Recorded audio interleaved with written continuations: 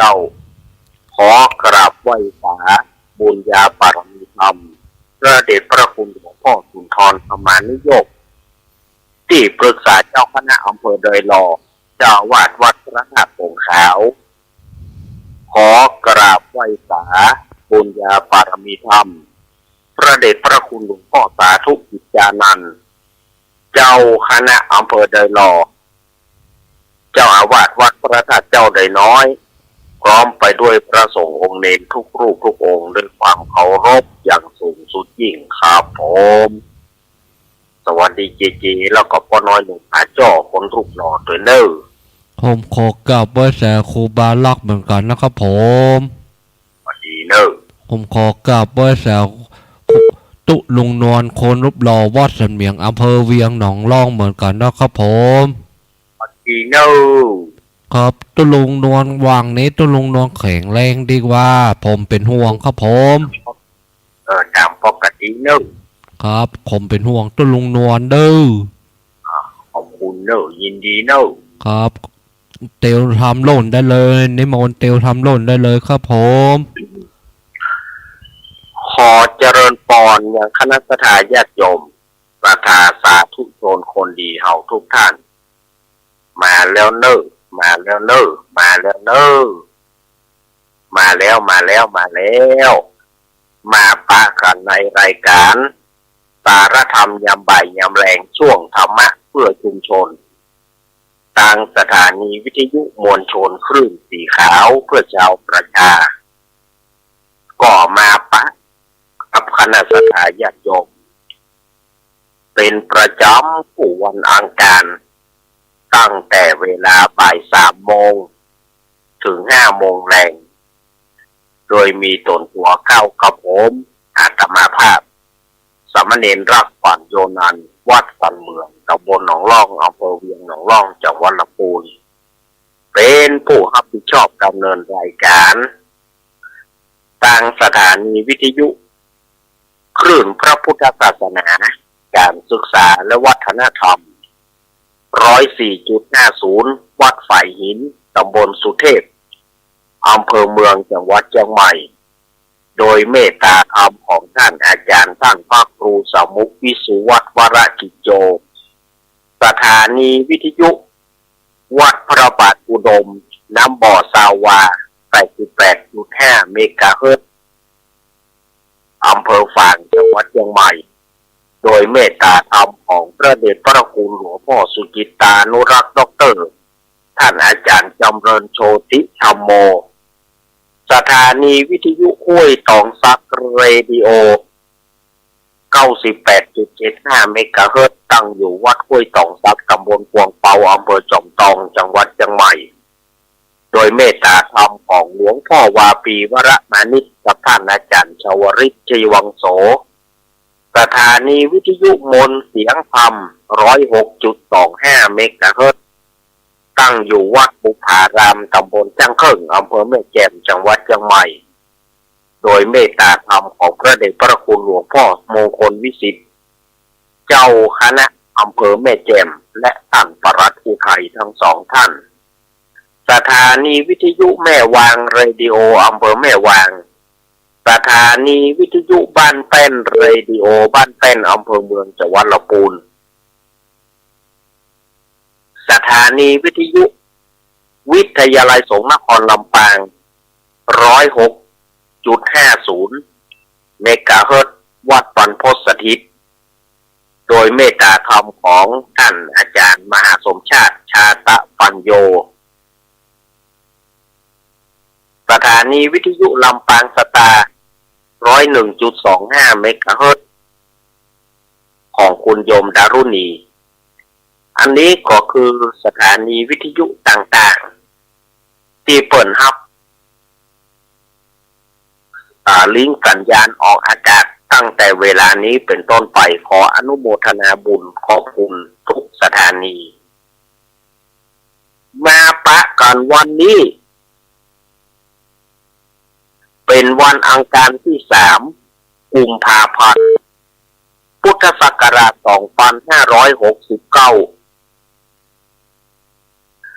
เดือน 5 เหนือ เดือนสามใต้แหมมันนี่หนึ่งค่ำพร่ำว่าเป็นวันอังคารวันนี้เป็นวันแฮมหนึ่งเป็นวันใจยะเลิกเนอสถาญาติโยมวันนี้เป็นวันใจยะเลิกจางเกี่ยวขึ้นสู่หงคำวันนี้เป็นวันใจยะเลิกนะตามสโลกเสียงจกยกย้ายวันนี้ดีทำการมงคลก็ดีแต่วันนี้ก็รายการของเราก็ได้มาปะกับสถาญาติโยมทำกลางบรรยากาศเกินร้อนเกินหนาวเมื่อวันร้อน เมื่อวันร้อนเมื่อเจ้าหนาวมันหน้าแรงออกแรงแห้งไข่เนาะสถาญาติโยมก่อไปจังใดก็ผิววิตวิตก่อไปจังใดก็บ่ม่วนบางงานมีกระปิวแดดวิตวิตโอ้สถาญาติโยมออกแรงมานี่ง่อมเหงาไหนบ่แต่ง่อมเหงาในอกในใจง่อมเหงาอะไรอย่างบ่นะออกแรงมานี่เนี่ยซึ่งบัดจังจะบอกเนอะสำหรับสถาญาติโยมที่มีโทรศัพท์แบบสัมผัสเนาะก็สามารถฟังได้แต่ช่องทางหนึ่งโดยจะเข้า Google ขึ้นสีขาวเพื่อชาวประชาก็ได้หรือว่าจะเข้าเว็บไซต์ท่านที่มีโน้ตบุ๊กก็ดีมีโทรศัพท์ก็ดีก็จะเข้าเว็บไซต์เพื่อฟังรายการพอละออนเขาเข้าเว็บเพื่อก็www.radio.com อีกก็ได้หรือว่าท่านจะดู YouTube จะฟัง YouTube ย้อนหลังก็พิมพ์ว่าวัดไปหินสองก็จะได้ดู YouTube ดูรายการฟังรายการอาตมาไปโดยYouTube ย้อนหลังได้อันนี้สำหรับท่านที่อยู่ที่อื่นท่านที่บ่สามารถจะฟังทางวิทยุคลื่นของเราได้ก็เลือกฟังเลือกดูตามเส้นทางตามโทรศัพท์เข้าเว็บก็ได้เข้า Google ก็ได้เข้า YouTube ก็ได้เนาะอันนี้สำหรับท่านที่อยู่ที่อื่นไกลออกไปแล้วจะฟังจะดูก็เอาตามนี้เนาะ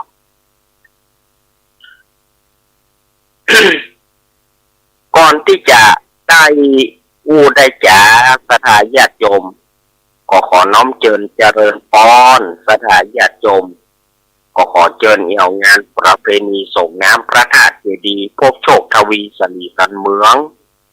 ณวัดสันเมืองตำบลหนองล่องอำเภอเวียงหนองล่องจังหวัดลำพูนซึ่งเป็นวัดที่อาตมาจำอยู่ก็วันที่31มีนาคมแล้วก็1เมษายนสถาญาติโยมก็น้อมเจริญพรสถาญาติโยมมาเอี่ยวมาแหวงกันสำหรับท่านที่มีจิตศรัทธาที่จะร่วมสังฆทานเนาะอยากจะเป็นเจ้าภาพสังฆทานก็ชุดละ300อาตมาจะเอาสถาญาติโยมได้ง่ายๆถ้าอยากจะร่วมกันอยากจะเป็นเจ้าภาพก็ดีก็ชุดละ300 บาทสถาญาติโยมฝ่ายที่มีจิตศรัทธาหรือว่าสถาญาติโยมเบียร์น้อยหอยน้อยเนาะปัจจัยมีบรรณักเกาะพร้อมกัน5-6 คนเข้าสั่งกัน10 คนเข้าสั่งกันก็ได้หรือว่าสถาญาติโยมจะเป็นเจ้าภาพก็ได้หรือว่าจะไปมีส่วนร่วมกันจักจวนบริวารการโดยกันพร้อมกันเป็น1สั่งก็ได้ก็แจ้งความประสงค์ที่อาตมาภาพ0892140135หรือ0837611775 2 เบอร์นี้ สำหรับศรัทธาญาติโยมที่จะรับเป็นโฮงทานนะโฮงทานข้าวปลาอาหารโฮงทานขนมของหวานขนมเส้นก๋วยเตี๋ยวก็แจ้งกับอาตมาได้เนอะหรือว่าน้ำดื่มเนี่ยน้ำดื่มก็ประเดิมมาละผสมฟักแม่สีเพนหรือว่าแม่เพนคนสู้ชีวิตเปิ้นฮับมาละ15 แพ็คเปิ้นจะเอาเป็นโฮงทานน้ำดื่มเนาะหรือว่าสถานญาติโยมโซนใต้หนองล่องสีเตี้ยสันปุเลยดงขี้เหล็กบ้านเวียงบ้านเรารัศมีที่แม่เพนจะไปได้นี่ก็สถานญาติโยมก็แจ้งแม่เพนว่าจะมีส่วนร่วมเอาผักน้ำดื่มน้ำหวานก็ดีน้ำธรรมดาก็ดีเนาะก็แจ้งกับแม่เพนได้เนอะ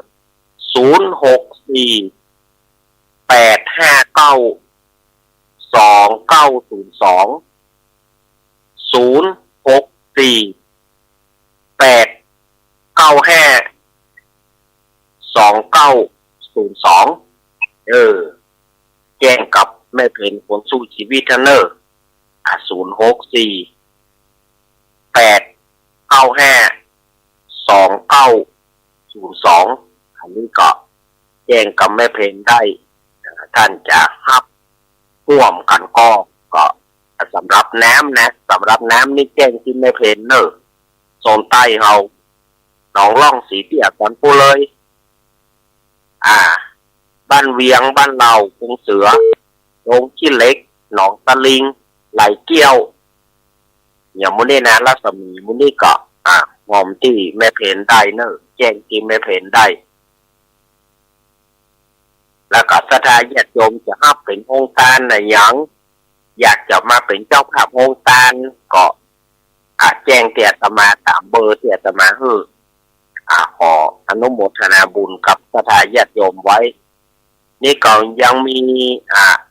โยมวาสนาแม่ทองเครือชัยกันทาเสริมงามลำปางอันนี้เปิ้นทีแรกเปิ้นบอกว่าครับ1 ชุด300 บาทเอาไปเอามาเปิ้นเขาว่ามีจิตศรัทธาอยากจะทำบุญเปิ้นก็รับมาแถม3 ชุดรับมาแถม3 ชุดก็เป็นจำนวนปัจจัยอยู่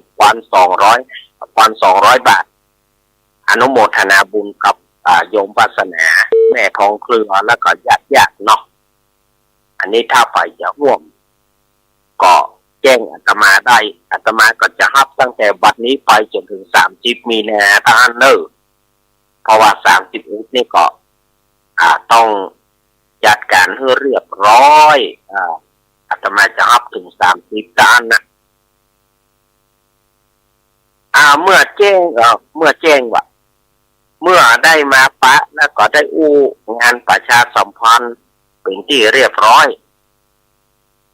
ต่อไปก็จะได้มาเล่านิทานนะกันเนาะทีแรกว่าจะมาเล่าเมื่อแรงนี้แต่ว่าพอดีก็อาตมาก็คืนเวลาให้กับสถานีอาตมาก็ได้นิมนต์ท่านอาจารย์มหาสมชาติชาตาปัญโยวัดบรรพตสถิตเพิ่นได้จัดเมื่อแรงนี้อาตมาจะวิจารณ์แต่บัดเดียวก็บ่ให้ไหวแล้วสถานญาติโยมเขาจะมาฮักโหมคำเดียวร่างกายเขาก็บ่ไหวอาตมาก็เลยถวายเวลาท่านอาจารย์มหาสมชาติในช่วงแรงนี้ที่แทนท่านอาจารย์ท่านพระครูปรัตนทพงศ์ทิตะบุตรเสรีอาตมาภาพก็คิดว่าเขาฮักโหมคนเดียวเขาก็ร่างกายเขาสภาวะสุขภาพร่างกายเขาก็บ่ให้สู้ดีนักจากนั้นเขาควรถวายเวลาท่านอาจารย์มหาสมชาติดีกว่าก็เลยถวายเวลาท่านอาจารย์มหาไปก็เหลือเวลา2 ชั่วโมงที่ยันเหลือเวลา2 ชั่วโมงก็คือเนี่ยที่เวลานี้แล้วก็ต่อไป4 โมงถึง5 โมงอันนี้ก็เวลาอาตมาภาพตามปกติเนาะก็จะมาเล่าตักว่าเมื่อค่ำนี่ก็ได้เล่านิทานเรื่องนกโปเฮยนี่ไงหรือว่านกกระว่าวนี่นะ อาตมาก็เล่าไปแล้วเนาะอันนี้เป็นตำราแรกนะตำราแรกวันนี้จะมาเอาตำราที่สองความจริงเนี่ยอาตมาก็เล่าไปผู้ปีอะแต่ก็ยังมีศรัทธาญาติโยมเปิ่นใครฟังเห็นอยู่ เปิ่นใครฟังเห็นอยู่ที่เปิ่นมาได้ฟังก็มีอยากก็มีจิตมีศรัทธาอยากจะฟังก็ขออาตมาเอาปิกมาเล่าคำหนึ่งแต่ว่านี้เอาตำหาของที่ว่าพ่อมันเอาไปปล่อยมันเป็นละอ่อนบดีนี่เนาะแต่ว่านี่นะมาแถมตำหาหนึ่งนะวันนี้เอามาแถมตำหาหนึ่งนะตำหานี้เพิ่นเล่าว่ามีเศรษฐีคนหนึ่งนะเศรษฐีคนนี้มีใจทำบุญอยู่เศรษฐีคนนี้ก็มีเข้าของถึง80 โกฏกันนะ80 โกฏก็800 ล้าน ก็แต่ว่าทำบุญแต่บ่ชอบไปทำด้วยตัวเก่าก็เศรษฐีคนนี้ก็ทำบุญเมื่อใดก็มีคนใจคนหนึ่งมีคนใจคนหนึ่งชื่อว่าคำป้อการว่าวันพระวันศีลไปวัดไปอีป้อไป อีป้อไปวัดไปคำป้อนี่ก็ไปถึงกับสาธุแต่ว่าไปได้แบ่งบุญให้กับปุเศรษฐีเรื่องมันเนาะคำป้อก็ไปก็ได้ปอนกับสาธุโดยแบ่งบุญให้เศรษฐีทางที่เป็นข้าวหนมข้าวต้มทางที่เป็นข้าวน้ำข้าวปลาอาหารเนี่ยเป็นของเศรษฐีแต่ว่าได้แบ่งบุญให้กับเศรษฐีในการต้านนี่ก็สำคัญนะศรัทธาญาติโยมบางคนไปวัดไปวาตานแต่มาแบ่งบุญให้กับศรัทธาทั้งบ้านมาแบ่งบุญให้กับสามีมาแบ่งบุญให้กับลูกเต้าเนี่ยเวลาว่าได้ปอนกับสาธุก็ได้บุญบางคนก็ว่าเอาบุญนี่ไผทำก็ไผได้บุญนี่มันปานกันมาได้บ่ใจนะถ้าเฮาแบ่งบุญเปิ้นก็จะได้รับบุญส่วนกุศลไปพ่องเปิ้นก็จะได้รับผลบุญโดยพ่องเปิ้นก็ได้เอาอนุโมทนาบุญไปพ่องแต่ถ้าเอาแบ่งบุญเอาคนเดียวก็มันก็จะไปได้สามีภรรยาที่อยู่วัดที่อยู่บ้านก็บ่ได้ลูกเต้าที่อยู่บ้านก็บ่ได้ศรัทธาญาติโยมตามแล้วก็ขอแบ่งบุญแผ่บุญไปขอเอาทั้งบ้านได้ตัวเนอเนี่ยมันจะได้บุญด้วยกันเนาะแบ่งบุญด้วยกันตะพองตามแล้วก็สาธุเอาบ่ได้แบ่งบุญคนที่อยู่ทั้งบ้านก็บ่ได้ล่ะสามีภรรยาที่อยู่ทั้งบ้านก็บ่ได้เนาะอย่างปูเศรษฐีเนี่ยถึงเวลาไปใส่บาตรเอาอีกป้อมึงไปใส่บาตรไปคุณเจ้ามาคุมบาตรเนี่ยคำป้อนี่ก็ญาตินะหมายตามสาธุมันก็ได้บุญของมันไปโดยมาแบ่งบุญให้เศรษฐีกรรมเศรษฐีนี่ก็ไปประจำเวลาว่าวันพระวันศีลบอกว่าศีล8 ค่ำ15 ค่ำเดือนดับเดือนเพ็ญก็อีป้อไปเวลาตุเจ้ามาคุมบาตรก็อีป้อไปคำป้อนี่ก็อย่างที่ว่านะทานแล้วก็สาธุก็เอาบุญได้บุญไปคนเดียวโดยแบบแบ่งบุญให้กับเศรษฐีถ้าคำป้อแบ่งบุญหรือว่าขอให้บุญนี่เป็นของป้อนายเนอะพอเข้าขอเป็นของป้อนายเก่งก็ของป้อนายขอป้อนายได้รับส่วนบุญส่วนกุศลตัวเนอะถ้าแบ่งบุญยี่มันก่อไปทำยังนะแต่ว่าอย่างว่านะคำป้อนี่น่าจะเป็นไม่ยิงวัยรุ่นนะเนาะสมัยนั้นนะสมัยเจนตะไดบอกว่าเจนตะไดก็บอกว่า ก็ตานแล้วก็ตานเลยก็มาได้แบ่งบุญเผื่อไปเมื่อมาได้แบ่งบุญเผื่อไปจนถึงผู้เศรษฐีเนี่ยเท่ามา เมื่อเท่าแล้วผู้เศรษฐีได้ตายลง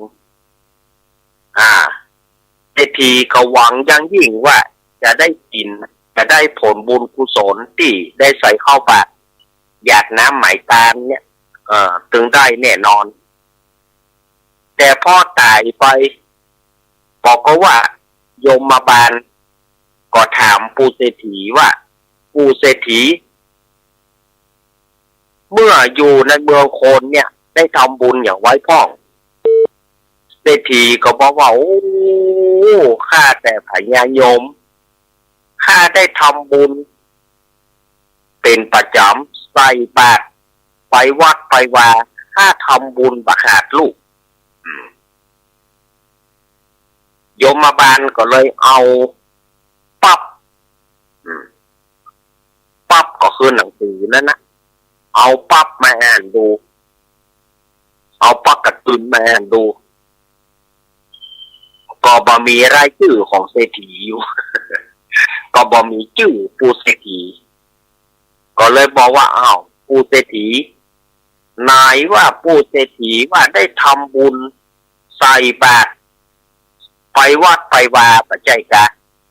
โอ้ทำบุญแต่ข้าได้ทำลูกก็แล้วเหตุใดมันบ่มีชื่อผู้เศรษฐีอย่างใดบัดเดี๋ยวนี้มันบ่มีชื่อนะนี่โอ้ข้าก็ทำบุญลูกใส่บาตรข้าก็ใส่นี่เข้าก็เข้าข้าแกงก็แกงข้าข้าวนมก็ข้าวนมข้าไปเป็นประจำนะวัดข้าก็ทำบุญใส่บาตรข้าก็ใส่แล้วนี่อย่างบ่มีชื่อข้าอยู่ก็มันบ่มีเนี่ยก็มันบ่มีเนี่ยชื่อผู้เศรษฐีบ่มีเอาผู้เศรษฐีทำบุญอย่างใดผู้เศรษฐีก็เถียงติ๊กๆว่าข้าได้ทำบุญเป็นประจำไปวัดไปวาข้าก่อนไปเนี่ยเนาะใส่บาตรข้าก็ใส่แล้วนี่อย่างชื่อข้าบ่มีเศรษฐีเจียงคอเป็นเอ็นนะโยมบาลก็เลยถามว่าเอาอย่างนี้ดีกว่าผู้เศรษฐีได้ไปวัดเองก่อนบ่ได้ไป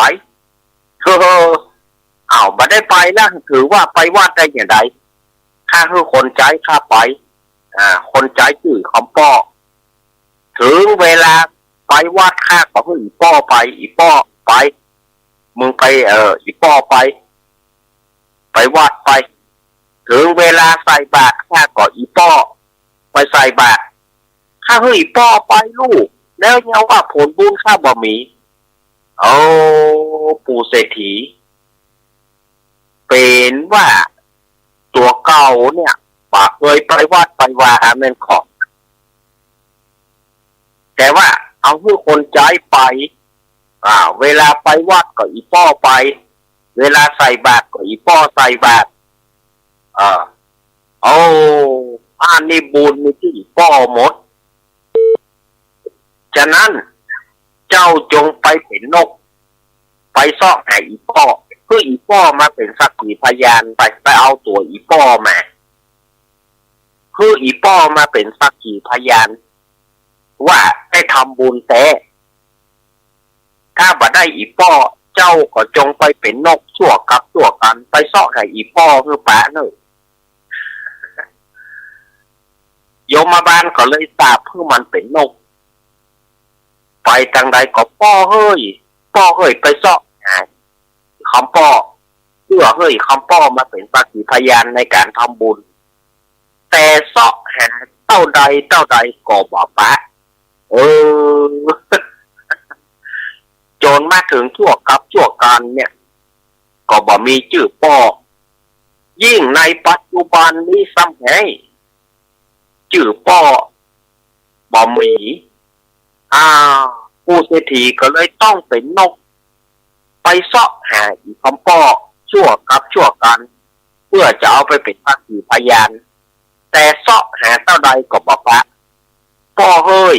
ยนายก็บอกปะก็เลยได้เป็นนกอยู่ตลอดเวลาตลอดชั่วนิรันดรชั่วกับชั่วการของมันเนี่ยถ้าแท้อยากจมการตานโดยบ่แบ่งบุญนี่นะคนที่เป็นคนด่าฮือหรือว่าสามีภรรยาที่เปิ่นด่าฮือก็บ่ได้บุญนะการทุกครั้งคือแบ่งบุญคือกันคือแบ่งบุญคือกันทางบ้านก็จะได้บุญลูกเต้าก็จะได้บุญสามีภรรยาก็จะได้บุญเนาะอันนี้เป็นนิทานปลัมปลาเป็นนิทานเก่าแต่โบราณที่อาตมาเอามาคือสถาญาติโยมว่ามันเป็นอย่างอีกะอาตมาก็ได้นำมาเล่าคือกับสถาญาติโยมสถาสาธุชนเฮาทั้งหลายได้ฟังกันเพราะว่าสถาญาติโยมก็ได้ฟังเป็นอย่างอีเนาะเมื่อได้ฟังแล้วก็จะได้เข้าใจขึ้นมาอันนี้แถมเรื่องหนึ่งวันนั้นอาตมาก็เอาไปเล่า104เนาะเรื่องนี้นะอาตมาก็เอาไปเล่าที่104แล้วก็จะมาเล่าคือกับคลื่นทุกคลื่นที่ฟังอยู่ในขณะนี้ได้ฟังกันนั่นก็คือเรื่องของโคทึกกับควายทุย เรื่องของโคทึกกับควายทุยมันมีที่มาที่ไปอย่างไรพอถึงห้องงัวว่าโคหรือว่าโคทึกจะไหนควายก็จึงห้องว่าควายทุยมันมีที่มาที่ไปอย่างไรอาตมาจะเอามาเล่าให้กับสถาญาติโยมได้ฟังกันนะวันนี้โคทึกกับควายทุยเปิ้นมีเรื่องเล่ากันว่าในสมัยตะกอนเนี่ย สมัยเจนใดบอกว่าเจนพระพุทธเจ้าองค์ใดหูบนเปิ้นบอกปรากฏแนมในสมัยนั้นเนี่ยมนุษย์สัตว์ต้นไม้หูภาษากันสามารถอู้ภาษาเดียวกันคือภาษามนุษย์สัตว์ทั้งหลายก็อู้ได้ต้นไม้ทั้งหลายก็อู้ได้ปากได้เหมือนคนในสมัยนั้นนะเลี้ยวก็ระหว่างเมืองคนกับจันฟ้าเนี่ยสามารถมองหันกันได้สามารถอู้สื่อสารกันได้สามารถไปเอี่ยวไปแหว่งกันได้แค่คิดว่าวันนี้ข้าไปเอี่ยวบนฟ้าก็จะมีวอทองมีราชรถมาหับเอาไปเสียดายเกิดสมัยนั้นแต่ใครเกิดนักแกเฮ้ยเกิดสมัยนั้นหน่อยไปเอี่ยวจะว่าข่อยฟ้ากับมันเนาะ สมัยนั้นคนเฮาสื่อสารมีเรื่องอะไรอย่างก็ต้องตีกองห้องเป่าไปหาพระอินทร์เพื่อพระอินทร์ช่วยตัดสินนะสมัยนั้นนะ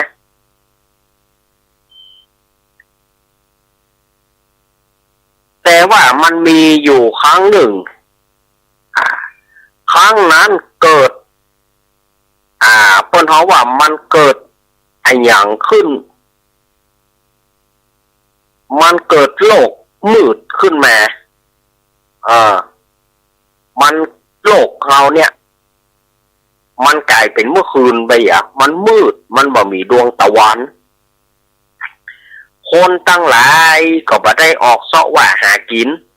สัตว์ตั้งหลายก็บ่ได้ออกเสาะว่าหากินเพราะว่าในโลกเราเนี่ยมันมืดมันบ่มีดวงตะวันทีนี้ก็เดือดร้อนทั่วโลกเดือดร้อนกันสัตว์ก็เดือดร้อนคนก็เดือดร้อนต้นไม้ก็เดือดร้อน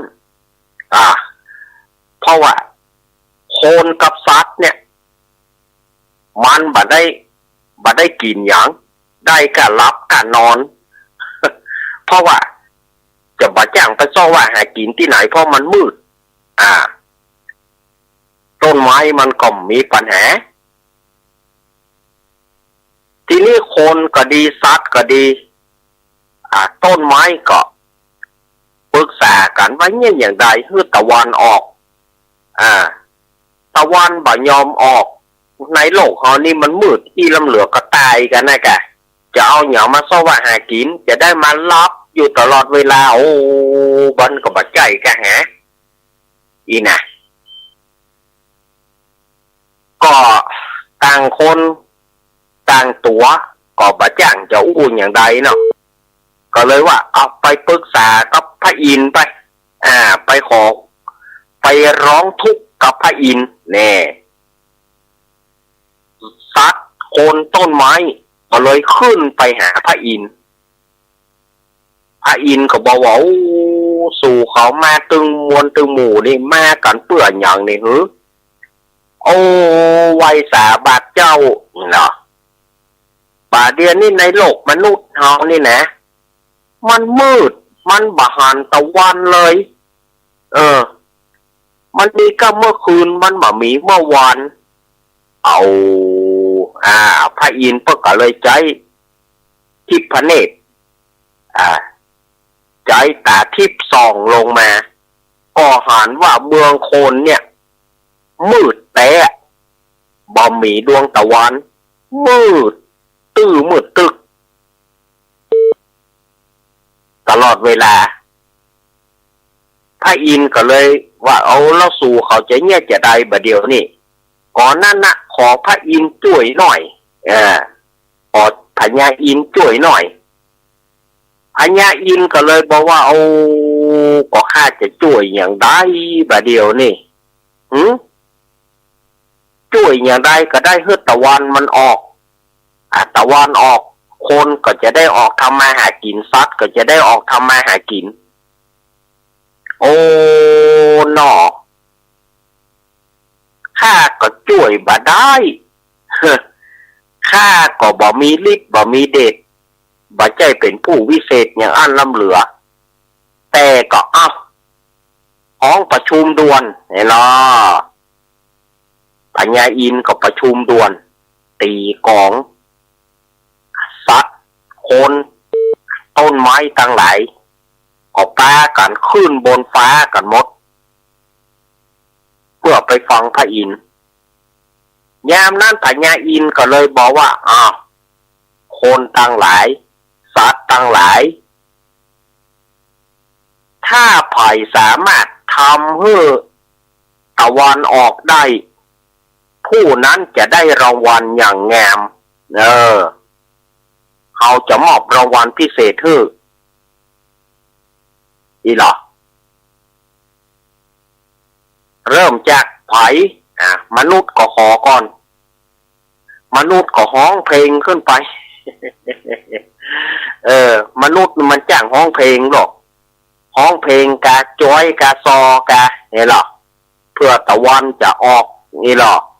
สมัยก่อนเพิ่นมีหรอมนุษย์คนเฮานี่จ้อยกาซอกาฮ้องเพลงกาอย่ามัวต่างภาคใต้กับตะลุงต่างอีสานก็หมอลำต่างภาคกลางก็เพลงช่อยเพลงอีเซียวว่ากันไปต่างเมืองเหนือก็ดีดซึ้งเนี่ยจ้อยซอข้าวจนเล่าตะวันก็บอกมนุษย์เถยตะวันบอกดิเฮ้ย ทีนี้ก็เรียงลำดับกันเรียงลำดับเริ่มจากไผจ้างก็เสนอตัวก่อนค่าแหละสมัยนั้นเปิ้นอย่าบอกห้องจ้างเถอะเปิ้นฮ้องว่ากุญชรสมัยนั้นนะเปิ้นฮ้องว่าไปซัตติ้งงามเปิ้นฮ้องว่ากุญชรนี่หรอเปิ้นจะฮ้องจ้างนะทีนี้ กุญชรก็ลองฮ้องส่งเสียงฮ้องขึ้นไปปรากฏว่าตะวันก็บอก ทีนี้ควายเนี่ยมันฟังอยู่ทีนี้มันหันว่ากุญชรหรือว่าจ้างฮ้องแต่ตะวันก็บอกควายก็เหยียดหยามโถเอ้ยก็ต้องไปใส่กุญชรแล้ววะไอ้จ้างเนี่ยเนาะปัญญาบะหมี่ส่งเสียงฮ้องที่ตะวันก็บอกเปลี่ยนจากกุญชรเถอะไอ้จ้าง ควายสมัยหน้าควายก็ชื่อกาสอนนะควายก็มีชื่อว่ากาสอนที่นี่ก็คือเสือเสือก็บอกว่าต้องฆ่าถ้าฆ่าฮ้องที่ไหนสัตว์ทุกตัวต้องมาอยู่อำนาจข้าเสือก็ฮ้องแต่ก็ตะวันก็บอกโอ้ไอเสือปอเตอร์ควายนี่นะก็ดูถูกเนาะควายเขาตะวันบอกเสือเฮ้ยไปเข้าไปป่าเถอะนี่เนาะสัตว์ตั้งหลายก็ลองกันมาทุก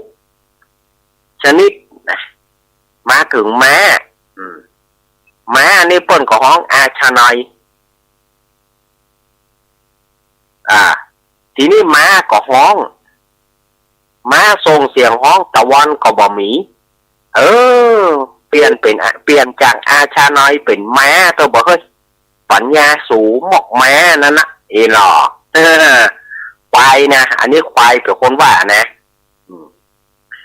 ทีนี้ก็มาถึงงัวสมัยนั้นงัวเนี่ยชื่อว่าพฤกษบที่เปิ่นมีบทกลอนน่ะพฤกษบกาสอนอีกุญชรอันโปรดโปร่งเนี่ยก็คืองัวควายแล้วก็จ้างพฤกษบแปลว่างัวกาสอนแปลว่าควายกุญชรแปลว่าจ้าง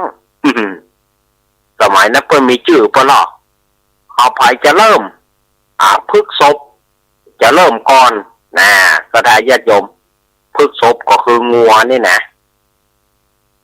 เริ่มเลยเนี่ยนะโดยมีควายเป็นคนมีควายเป็นตัวตัดสินงัวก็ตั้งท่าโก่งคอขึ้นแงนคอขึ้นเบอตะวันก็บอกทีนี้กาสอนหรือว่าควายเนี่ยก็บอกว่าเอ้ยไอ้โคทึกไอ้โค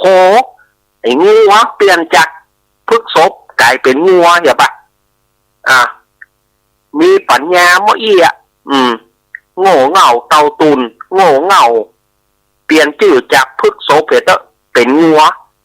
เอาคำว่าพฤกเนี่ยไปอยู่กับต้นไม้เหรอดอกไม้เหรอดอกไม้ก็เลยได้ชื่อว่าพฤกษาเพราะว่าควายเนี่ยบอกว่าเปลี่ยนพฤกษบกลายเป็นงัวหรือว่าโคไอ้โคทึกไอ้ทึกฮ้องตะอี้ตะวันก็บอกหรอ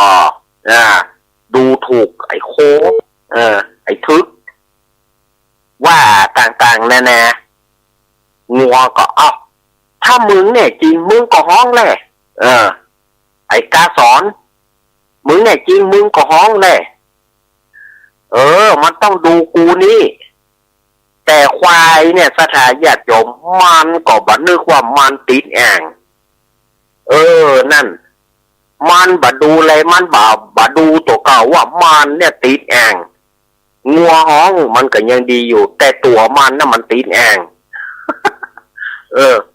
มันก็ตั้งท่าเอาแหละแงนคอขึ้นว้า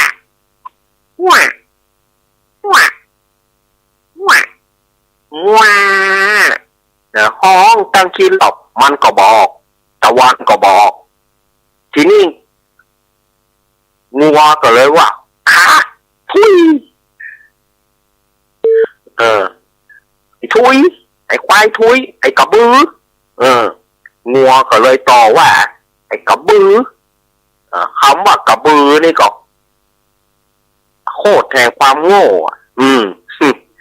โคตรแห่งความโง่เปลี่ยนจากกาซอนเนี่ยป่ะไอ้ควายเปลี่ยนจากกาซอนเนี่ยป่ะ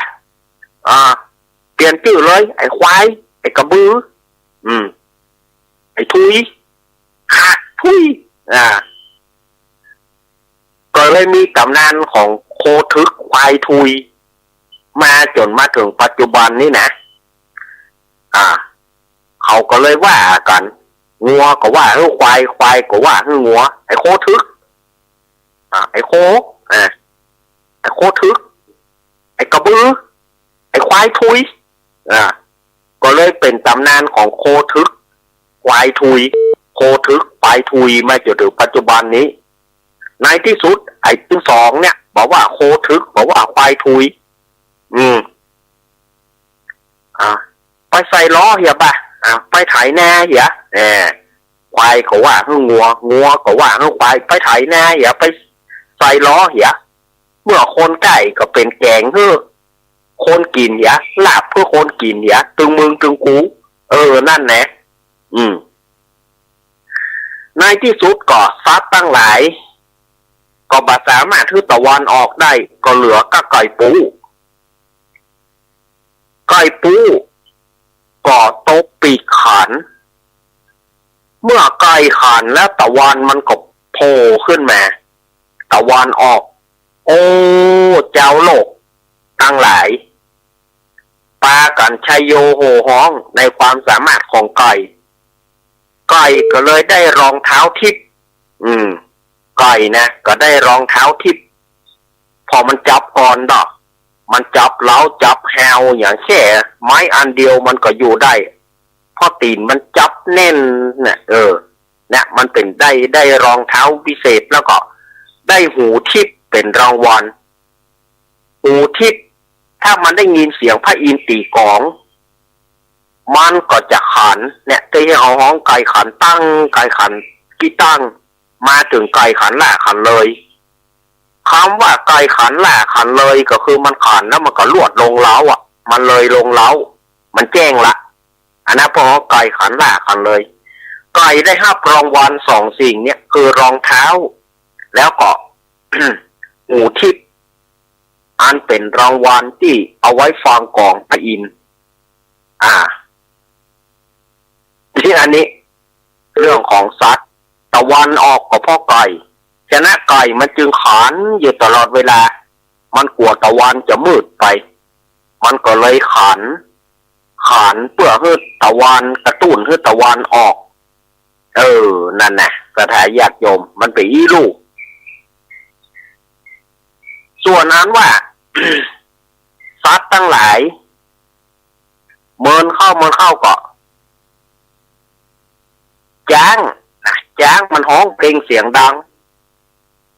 คนสัตว์ทั้งหลายก็ต้นไม้ทั้งหลายก็ปากันไปฟ้องพระอินทร์มั้ง ว่าขอให้จ้างใช้ภาษาของมันเอง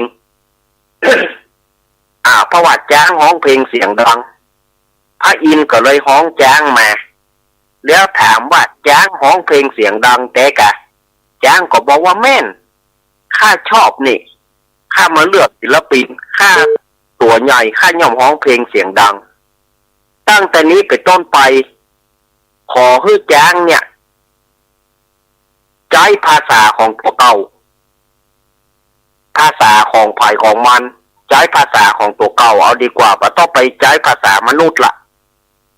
จ้างก็บอกว่าอ้าวพระอินทร์ซัดต้นไม้แล้วมาเว้นข้าตัวเดียวเพื่อข้าใจภาษาของข้าแล้วซัดทั้งหลายได้อู้เป็นภาษามนุษย์ข้าบ่ยอมถ้าอย่างนั้นขอให้ซัดทั้งหลายอู้ภาษาฝ่ายภาษามัน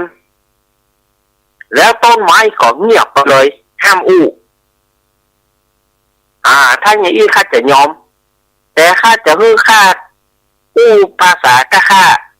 ข้าบ่ยอมก็เลยมีการโต้เถียงกันพระอินทร์ก็เลยตัดสินใจว่าฟังคำตัดสินแน่ พระอินทร์ฟังคำตัดสินตั้งแต่นี้เป็นต้นไปให้สัตว์ทั้งหลายใช้ภาษาใครภาษามันและต้นไม้ก็จงเงียบเสียบรรดาสัตว์แล้วก็ต้นไม้ต่างก็โคดเพื่อพระอินทร์ปากันด่าแจ้งพระอินทร์โดยถ้อยคำหยาบ โดยถ้อยคำหยาบถ้อยคำคายต่างๆนานาพระอินทร์ก็เลยบอกว่าอ้าวตั้งแต่นี้ไปต้นไปสู่ตายเมื่อใดก้อยมาหันจันฟ้าถ้าสู่บาตายอย่าหวังว่าจะได้หันจันฟ้ายกเว้นพระอริยเจ้าเต้าอันพระอริยเจ้าเปิ้นจะได้หันจันฟ้าแต่สู่เขาตายมาก้อยหันจันฟ้าถ้าบาตายจะไปได้หันต่อไปนี้ฟ้ากับมนุษย์ห้ามติดต่อกันก็ข้าจะหูดม่านแล้วพระอินทร์ก็เลยหูดม่านพืชเขาก็เลยบ่ได้หันจันฟ้ามาจนถึงณปัจจุบันนี้แต่ เนี่ยนะศรัทธาญาติโยมเอ๋ยมันเป็นอีลูกเขาก็เลยบ่ได้หันจันฟ้ามาถึงปัจจุบันเนี่ยบ่ได้หันรู้คนก็เลยมาเถียงกันว่าจันฟ้าบ่มีคนก็เลยบอกว่าจันฟ้าบ่มียิ่งวิทยาศาสตร์บอกว่าเสียงฟ้าร้องคือไฟฟ้าขั้วบวกขั้วลบมากระทบกันเนี่ยก็เลยเป็นที่เถียงกันคนเฒ่าโบราณว่าก้อนเมฆไปโจรกันกลายเป็นฟ้าห้องก็เลยเถียงกันโดยที่หาแกนสารมาได้มาจนถึงเขาเถียงกันจนถึงปัจจุบันเนี่ยพระอินทร์หูดม่านบ่ได้หันกันตายเมื่อใดก็มาหันจันฟ้าถ้าบ่ตายก็บ่ได้มาหันยกเว้นพระอริยเจ้าผู้ตนบุญเต้าอันที่จะได้หันจันฟ้าวันนี้เล่านิทานให้ศรัทธาญาติโยมฟังนะ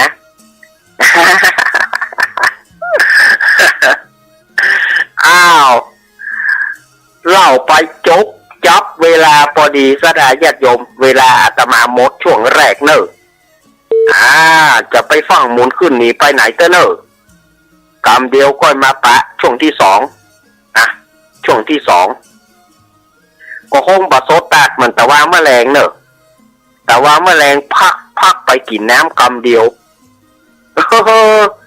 บอกก็ว่าโซตาดโซตาดเปิ้นล้วงเอาท่านมหาสมชาติเข้าระหว่างเตี้ยตมาเล่าได้เกิงหนึ่งวันนี้ก็ล่างบะโซตาดกันเนาะวันนี้นะอย่าได้ก็ศรัทธาญาติโยมโอท่าดาฟังกันก่อนเนาะเดี๋ยวอาตมาจะมานะอาตมาไปฉันน้ำก่อนไปใส่น้ำเดี๋ยวก่อนฉันน้ำเดี๋ยวก่อนเดี๋ยวอาตมามาเจริญพร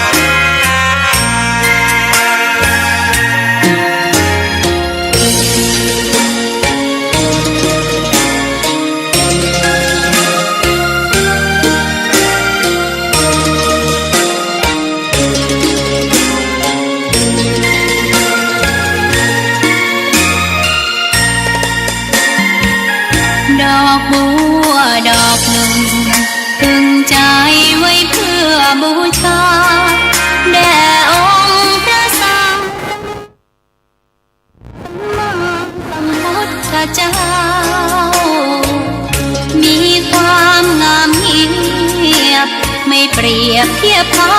เทียบเราใครมองไม่งามช่างเขาแต่เจ้าก็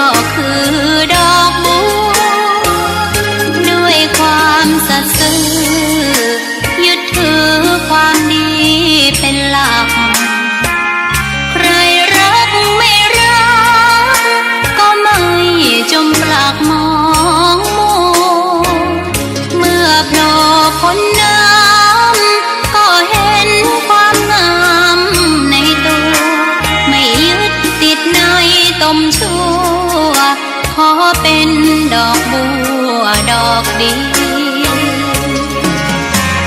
ใครไม่มองว่าบัวงามเด่นแต่บัวก็เป็นดอกบัวทุกวันอย่างนี้ไม่อยากเด่นดังแต่มุ่งหวังในทางเด่นดีเกิดมาเพื่อสร้างบารมีถวายชีพนี้บูชาดอกบัวดอกน้อยเฝ้าคอยคนที่ใจบุญมาโอบเอื้อเกื้อกูลรู้ค่าของบุญเก็บบัวขึ้นมาเพื่อสร้างความดีและสร้างบารมีดังว่าใช้ดอกบัวนี้บูชาพระสัมมาสัมพุทธองค์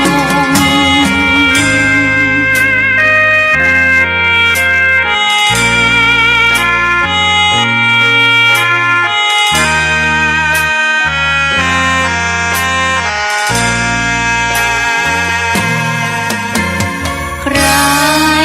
ไม่มองว่าบัวงามเด่นแต่บัวก็เป็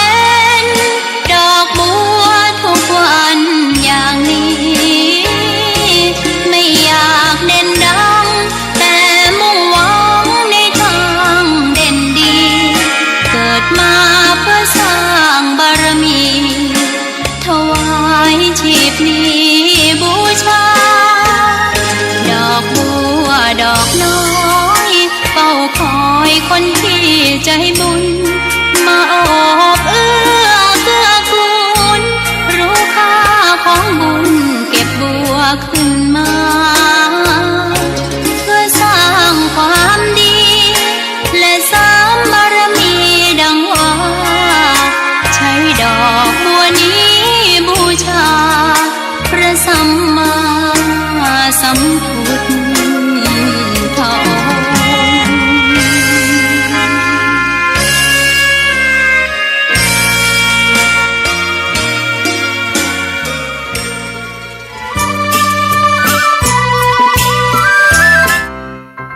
องค์ น้องๆหน้าหนาวนี้ไปแอวเหนือเฮาพักที่นี่บ่รีสอร์ทนี้ดีขนาดมีเครื่องทำน้ำอุ่นระบบแก๊สเอาไว้ให้พร้อม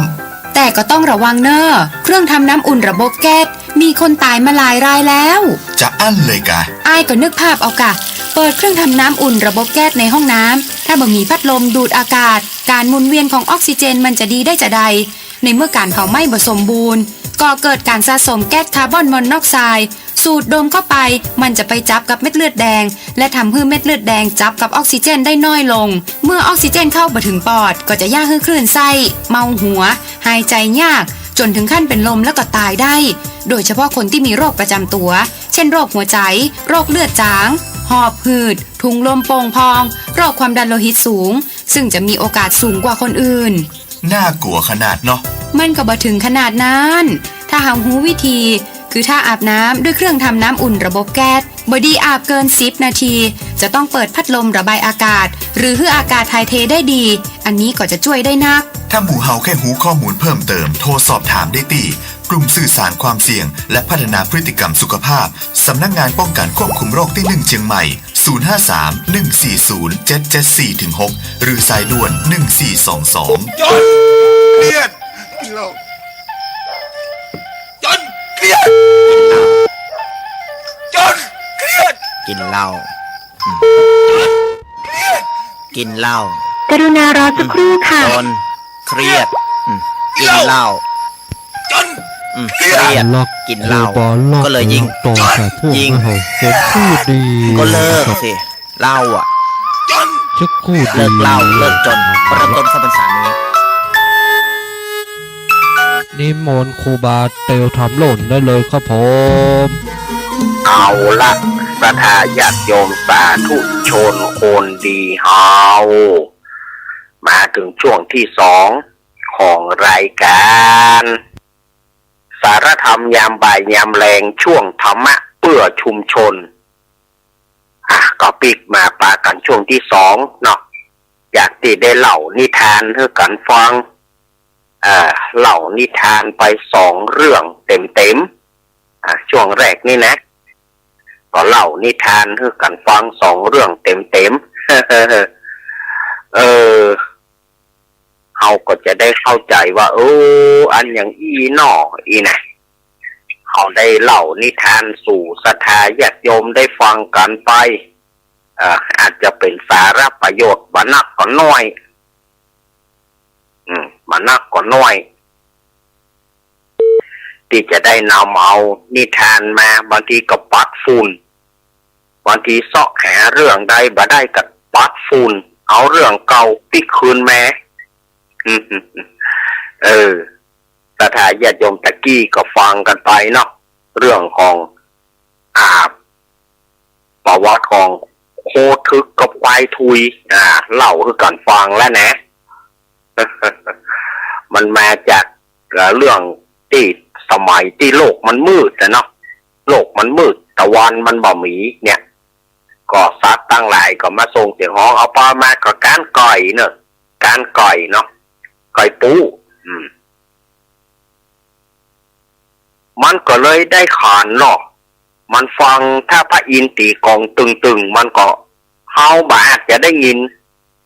พ่อเฮาบ่ได้หูทิพย์อย่างมันแต่มันได้หูทิพย์นี่มันถ้าฟังกองพระอินทร์เมื่อพระอินทร์ตีกองเมื่อใดมันก็ตกปีกขันแล้วจนมาถึงสุดท้ายขันล่ะขันเลยขันก็ลวดลงเล้าสมัยก่อนไก่ขันเลยแล้วเบยลูกอีน่ะสมัยบัดเดียวเฮาบ่ได้ยินไผว่าเนาะไก่ขันล่ะขันเลยบัดเดียวนี่เอานาฬิกาว่าแจ้งแล้วเฮ้ยสมัยก่อนลูกกะก็รอไก่ขันเลยก็รอไก่ขันล่ะขันเลยก่อนอีน่ะสมัยก่อนอย่าไปอีหรอกสมัยบัดเดียวมันเอาเวลาว่าปลุกนาฬิกามันเป็นยุคไปสมัยบัดเดียวนี่เฮาบอกปลุกนาฬิกาก็บ่ได้กินนำละเฮาต้องปลุกนาฬิกาไว้ถ้าเฮาปลุกนาฬิกายุ่งนำละศรัทธาญาติโยมโธ่มันกวมที่มันจะเลาะนี่นะกวมที่มันจะแจ้งนี่นะมันดันไปรับม่วนเนี่ยกรมนั้นโลก มันไปรับม่วนไอ้กวมที่มันล้อมหล่อเนี่ยไก่จะขันล่ะขันเลยนี่นะมันไปรับม่วนเนาะเข้าล่มละถ้าบอกปลุกนาฬิกาขนาดปลุกนาฬิกาบางเตื้อยังว่า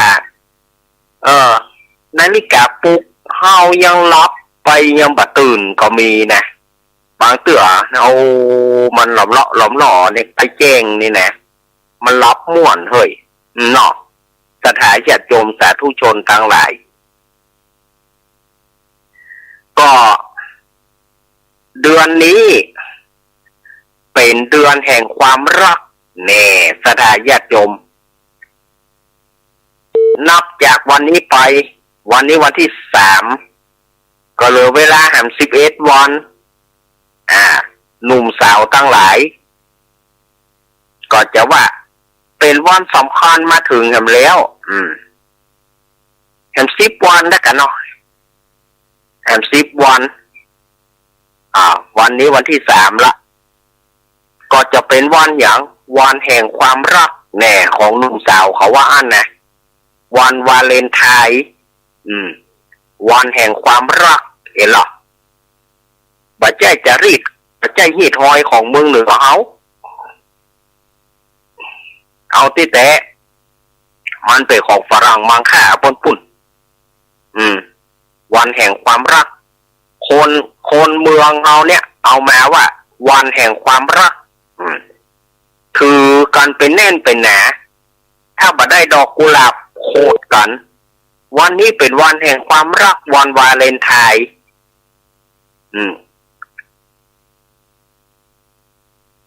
ก็จะไปฮักกันเนี่ยวันเฉพาะวันนี้แกมันบัดใจศรัทธาญาติโยมไปฮักกันเฉพาะวันที่14 กุมภานี่อีกก็เลย เลยบอกกันเป็นวันวาเลนไทน์วันแห่งความรักถ้าจะอูดเอาแต่เนี่ย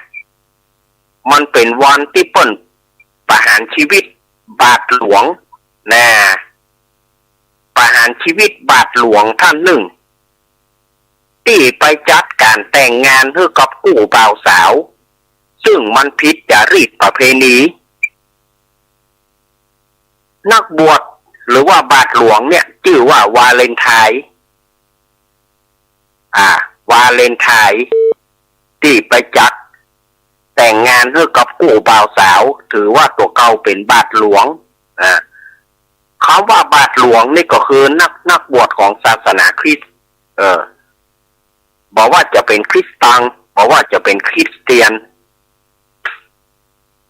พ่อน้องบาทหลวงหรือเปิ้นก็มาฮ้องกับหลวงพ่ออย่างบ้านเฮาเหมือนกันนะอย่างพ่อฮ้องตุ๊เจ้าเหมือนกันนะ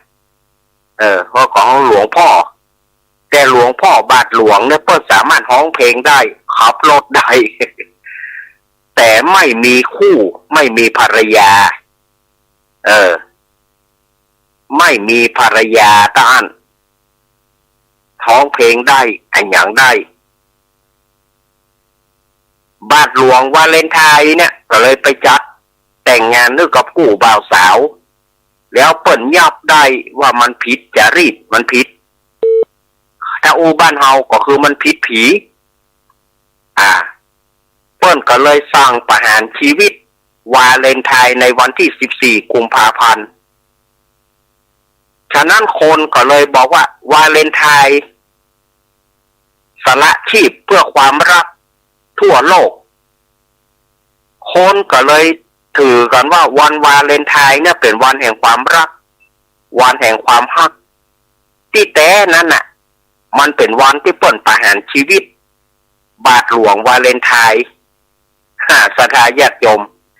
อันนี้นะถ้าจะอู้กันเรื่องวันแห่งความฮักเขามีความฮักคือกันตลอดเวลาเขามีความฮักคือกันตลอดเวลาไม่มีจำกัดการไม่มีจำกัดการเนี่ยเขาว่าความฮักมีต่อกัน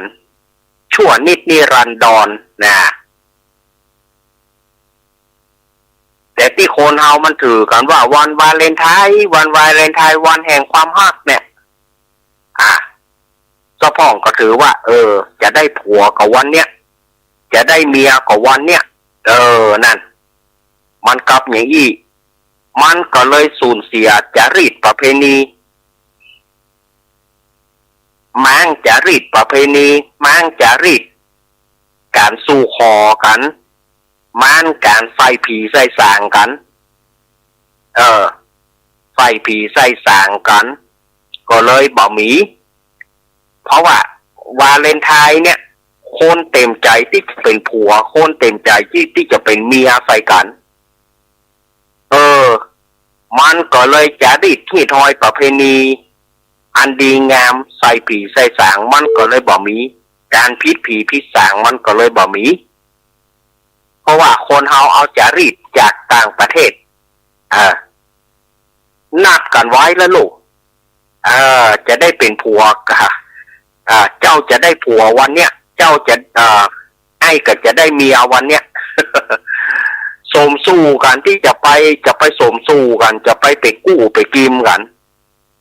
แต่ที่แท้นะเปิ้นประหารชีวิตวาเลนไทน์เปิ้นประหารชีวิตบาทหลวงนั้นคนถือกันวันแห่งความฮักก็วันแห่งความฮักวาเลนไทน์ดอกกุหลาบแปลงตะใดก็ซื้อคนใดบ่ได้กุหลาบหน้างอนก็งอกคนที่บ่ได้ดอกกุหลาบหน้างอนก็งอกโคตรทึบแฟนวันนี้เป็นวันหยังลองบ่ได้ดอกนี่อย่างตาบอดตาลมวันนี้เป็นวันอะไรอย่างมันจะจารีตที่หอยของคนเมืองเฮาหรือมันจะจารีตที่หอยของไทยเฮาลูกมันบ่ใช่ศาสนาพุทธของเฮานะแต่คนเฮาก็ถือกันว่าวันนี้แห่งความรักโว้ยอาจจะได้เมียวันเนี้ยอาจจะได้ผัววันเนี้ย เออมันเอาว่าวันเนี้ยเป็นวันที่จะต้องได้ผัวได้เมียกับข้อจริงมันบัดใช่สถานญาติโยมมันเป็นวันที่เปิ้นประหารชีวิตวาเลนไทน์นักบวชหรือว่าบาทหลวงเนี่ยคนก็เลยไปถือกันว่าบาทหลวงเนี่ยสละชีพเพื่อความรักก็เลยถือกันว่าเป็นวันแห่งความฮักกันมาต้องหอดประเดียวนะเอาว่าก็เข้าไปแล้วก็เป็นวันอย่างเป็นวันตรุษจีนเป็นวันปีใหม่ของจีนเนี่ยพี่น้องชาวไทยเชื้อสายจีนหรือว่าตึงนังตั้งหลายเนี่ยตึงนังเกี้ยตั้งหลายไผ่เป็นเชื้อสายจีนเกี้ยเป็นจีนแม่เป็นไทย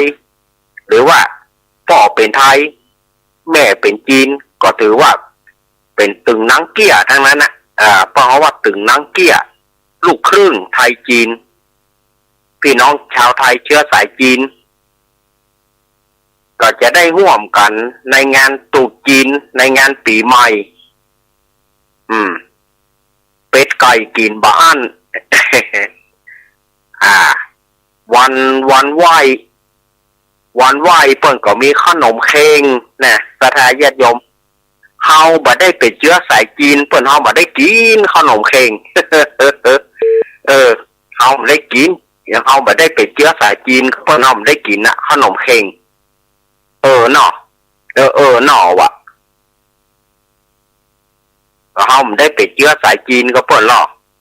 เฮาบ่ได้กินนะขนมเค้งเฮาบ่ได้กินโดยเฉพาะพ่ออุ้ยแม่อุ้ยก็ระวังเนอะขนมเค้งนี่นะมันเหนียวเนาะเกี๊ยวให้มันเรียกๆพ่อ จะไปฟังเกี๊ยวคำเดียวแล้วก็ลืนนะบ่ได้นะขนาดหมอนะสดายญาติโยมหมอสัมพันธ์ที่จอมตองนะ ก็เสี่ยงที่หมอนะอย่าไปแกล้งขนมเค้งตาย สดายญาติโยมว่าขนาดหมอนะเตือนเปิ่นกินอาหารอย่างนั้นอย่างนี้นะ ระมัดระวังเลยเตือนเปิ่นเต้ๆนะขนาดหมอนะยังไปแกล้งขนมเค้ง หมอสัมพันธ์เนาะแกล้งขนมเค้งตาย ฉะนั้นการกินขนมเค้งก็ต้องระมัดระวังนะก็หลายคนแล้วลูกเคยตายก็ขนมเค้งเนี่ยเพราะว่าของมันเหนียวมันเหนียวกว่าขนมจ๊อกกันนะสถานญาติโยมขนมเค้งนี่นะเอาว่าแป้งขนมจ๊อกเหนียวนะแป้งขนมเค้งนี่ซ้ำว่าเหนียวเหลือขนมจ๊อกก่อนฉะนั้นเวลากินก็ระวังให้ดีโดยเฉพาะผู้สูงอายุใส่เขี้ยวปลอมนี่เรามัดระวังแต่อย่างตุลุงทองว่านะกระเดียวไม่เป็นประตูคันไดเวิ้ง ยกไปตัวกันอย่ามด ขนมเค้งนี่นะเนาะแต่เฮาบ่ใจเชื้อสายจีนเฮาก็บ่ได้กินเนาะแต่ขอให้เป็นมงคลกันแล้วกันได้รับอ่างเปาทั่วกันเนอะได้รับอ่างเปาแล้วก็มีจกมีคนเอาว่าซินเจียยู่อีซินนี่หัวใช้นะซินเจียยู่อีซินนี่หัวใช้เซงลี่ห่อฮกลกซิ่วเนี่ยกำมงคลของจีนนี่นะในช่วงตรุษจีนเนี่ยมันจะมี3อย่างเนี่ยซินเจียยู่อีซินนี่หัวใช้เซงลี่ห่อแล้วก็ฮกลกซิ่วเป็นกำมงคลของเปิ้นนะแต่ความแปลมันจะแปลว่าเหนียวบ่หัวอาตมาก็บ่ได้เป็นเชื้อสายจีนเนาะ ก็เอามาเล่ากับสถานญาติโยมนะตรุษจีนหรือว่าปีใหม่ของจีนเนี่ยเปิ่นมีวันไหว้วันเอววันไหว้วันจ่ายวันเอว มันเกยมอกปีใหม่บ้านเฮาเนี่ยเนาะสังขารหล่องวันเหน่าพญาวันเนี่ยเนาะเปิดให้ถืออย่างเงี้ยนะเปิดมีวันไหววันจ่ายแล้วก็วันเอวเนาะวันเอวเพื่อจะได้อังเปาลูกเพื่อจะแจกอังเปาเพื่อไปเอวอันละเฮานี่เฮาไม่ได้กินเฮาไม่ได้ไปใช้เฮาไม่ได้มีเชื้อสายจีนเขาเปิ้น ไปทางสายบ้านเวียงหนองล่องนี่ไปทางสายบ้านเวียงสายตาลี่สายจอมตองเนี่ยเชื้อสายจีนเปิ้นนักเสียงบะทบจากกลางวานหวานแหววแล้วเนอะวันที่17 กุมภากันเนาะวันที่16-17 กุมภานี่นะมันจะจี บะทบกันโอ้โหเรียกว่าจีมันไก่หมอกบ้านเฮาเนี่ยเนาะไหลสังขารล่องเนี่ยเนาะตังเปิ้นจะถือว่าจริงยำหัวเปิ้นจีบะทบประภาพกันแต่ว่าตังเฮานี่เฮาอยู่ว่าอย่าได้ฮะตังเฮาก็เป็นวันสังขารล่องจีไหลสังขารต้มๆต้มๆนะแต่ว่าตังเปิ้นก็เผาเปิ้นจีเป็นแถวไปแถวเลยนะเอาเปิ้นมีเป็ดมีไก่ให้กินนะเปิ้นมีผลไม้กลากไม้โอ้เปิ้นมีขนมเค็งอย่างที่ว่านั่นนะเปิ้นกินขนมเค็งเฮาบ่ใจลูกครึ่งเฮากินขนมจ๊อกเนาะเฮาบ่ใจลูกครึ่งแล้วเฮากินขนมจ๊อกแต่เปิ้นกินขนมเค็ง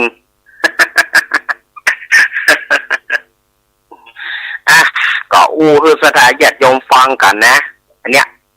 เดือนนี้มันมีหลายอย่างเดือนแห่งความรักว่ะเดือนแห่งตรุษจีนว่ะปีใหม่จีนเนาะแล้วปีใหม่ไทยเฮาแหมกำหนึ่งก็สงกรานต์เนี่ยสงกรานต์กับเมษาพวก13-14-15-16 เมษานั่นก็คือเป็นสงกรานต์เรียกว่าปีใหม่ของไทยปีใหม่ดั้งเดิมของไทยแท้ๆล่ะเพราะว่าสงกรานต์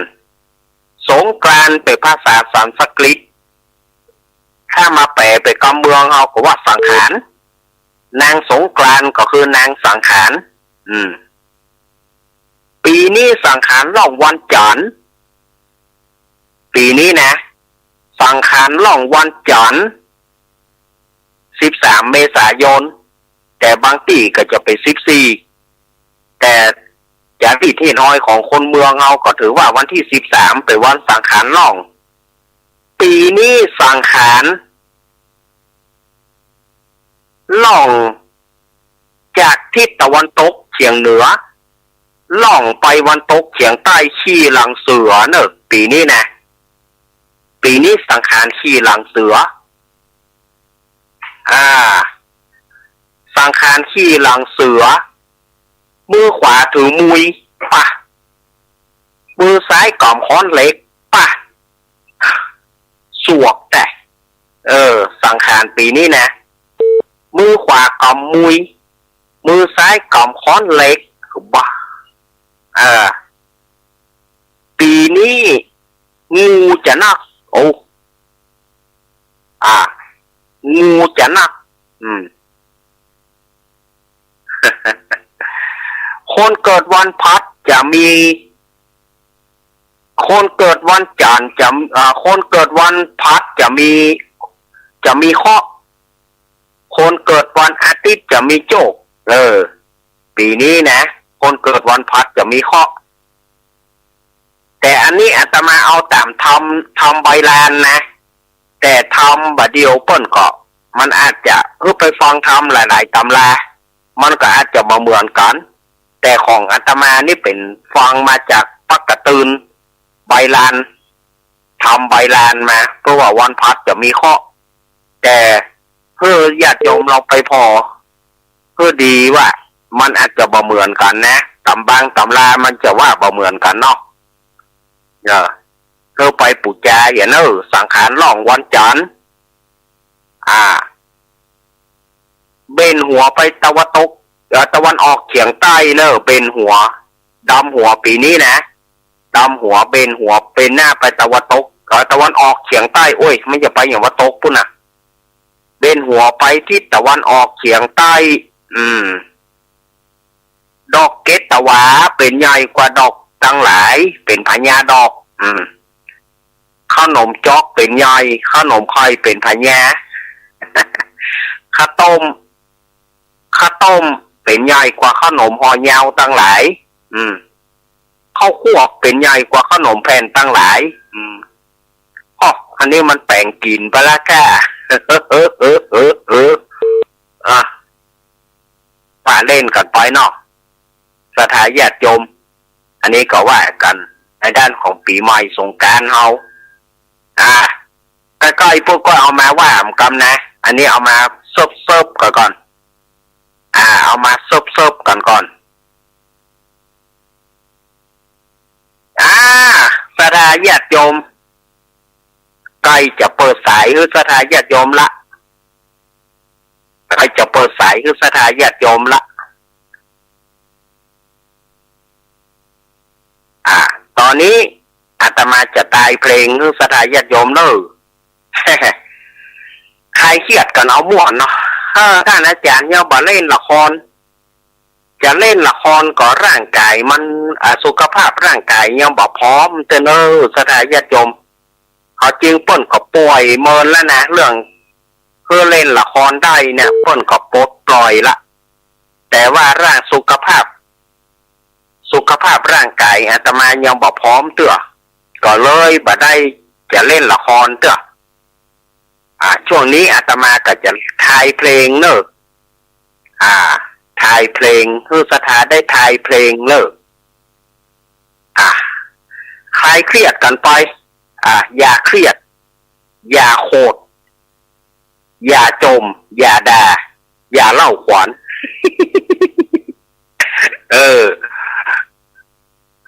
อาจารย์องค์นี้นะยังแห่นี่ยังบอกฮู้จะไปว่ากันเอามาคลายเครียดกันไปเกียมเนอะสถาญาติโยมอาตมาจะตายเพลงเนอะเพลงนี้ชื่อเพลงอย่างเดี๋ยวอาตมาจะมาถามจากถามชื่อเพลงแล้วก็จะถามชื่อนักร้องเอาเป็นสเต็ปไปก่อนเนาะเอาชื่อเพลงก่อนเอาชื่อเพลงก่อนก็เดี๋ยวก้อยถามชื่อนักร้องเนาะถ้าผายได้ก็ได้คะแนน10นะผายได้ก็ได้เต็ม10คะแนนนะถ้าตอบถูกตึงหมดนะถ้าตอบผิดก็บ่ได้คะแนนถ้าตอบผิดก็บ่ได้คะแนนถ้าตอบถูกก็จะได้คะแนนและคะแนนนี้อาตมาจะไปทำบุญให้ในวันปีใหม่สงกรานต์อาตมาจะทำบุญให้อาตมาจะตายเพลงเนอะว่าเพลงนี้ชื่อเพลงอย่างประดาญาติโยมถ้าฟังคือดีเด้อเอาเด้อ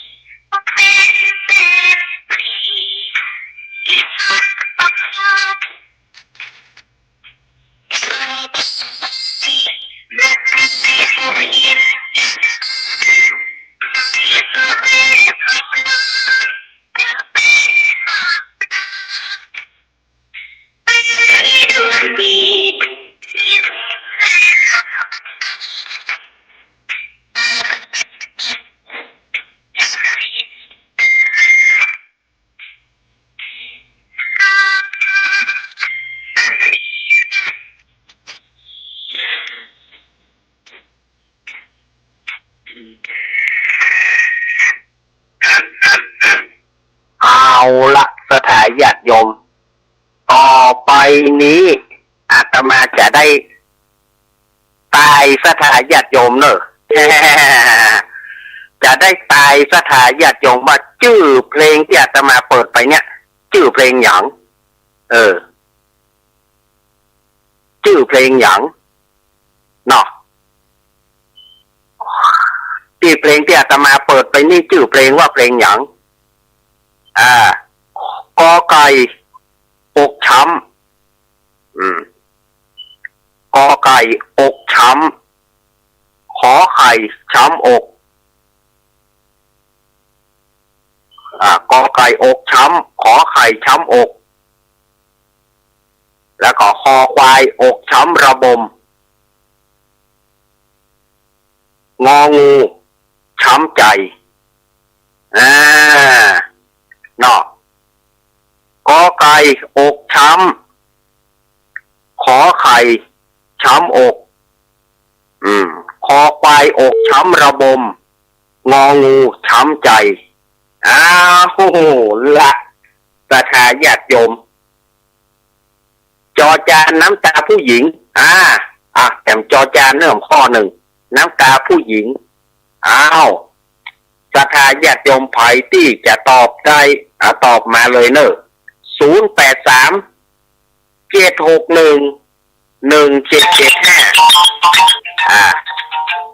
ถ้าบอกชื่อนักร้องได้ก็ยิ่งดีบอกชื่อนักร้องได้ก็ยิ่งดี หรือว่าชื่อนักร้องเขาก็ทำท่อนบทท่อนที่2ก็แล้วกันเนาะสถาญาติโยมไผ่จะตอบมากอไก่อกช้ำขอไข่ช้ำอกคอควายอกช้ำระบมงองูงองูช้ำใจจอจานน้ำตาผู้หญิงลองตอบกันมาเหรอสถาญาติโยม มีก็หาแม่เพนแม่เพนตอบมาสิแม่อารีต้นเปาแม่กรกมลไปก็ได้ตอบมาเพลงนี้ที่อาตมาเปิดไปตะกี้นะอกช้ำอกช้ำระบมช้ำใจน้ำตาผู้หญิงโ จะตอบมาก็ได้เนอะสถาญาติโยมที่ฟังอยู่คลื่นใดตอบมาเนอะลำปางก็ตอบได้ลำปางตอบได้เชียงใหม่ตอบดีละปูนก็ยิ่งดีมาคลายเครียดกันอย่าคิดมากอย่าคิดมากอย่าคิดอะไรมากแต่มาจะลวดถาม2 ข้อเลยนะนักร้องที่ร้องเพลงนี้ชื่ออะไรเอาล่ะนักร้องที่ร้องเพลงนี้ชื่ออะไรตอบมาถึง2 ข้อนะถ้าตอบได้ถูกก็จะให้คะแนนเพลงที่ตะกี้นะอกช้ำอกอกช้ำระบมช้ำใจน้ำตาผู้หญิงแต่แกอยากจะทราบว่าเพลงนี้ยังไม่เฉลยด้วยนะใครเป็นผู้ร้องเอากอไก่เรียมดาราน้อยขอไข่ยุพินแพรทองคอควายพุ่มพวงดวงจันทร์งองูแม่พองศรีวรนุชเอาล่ะ โอ้พอมีภัยจะได้คะแนนกันนี่เนาะถ้ามีภัยชอบก็เจริญปอนตอบปัญหาเนาะจากไหนแม่แม่ตอบมาเลยแม่ตอบมาเลยอกช้ำแล้วนักร้องเหรอจากสันทรายเนาะแม่หยังแม่หยังแม่ชื่อหยัง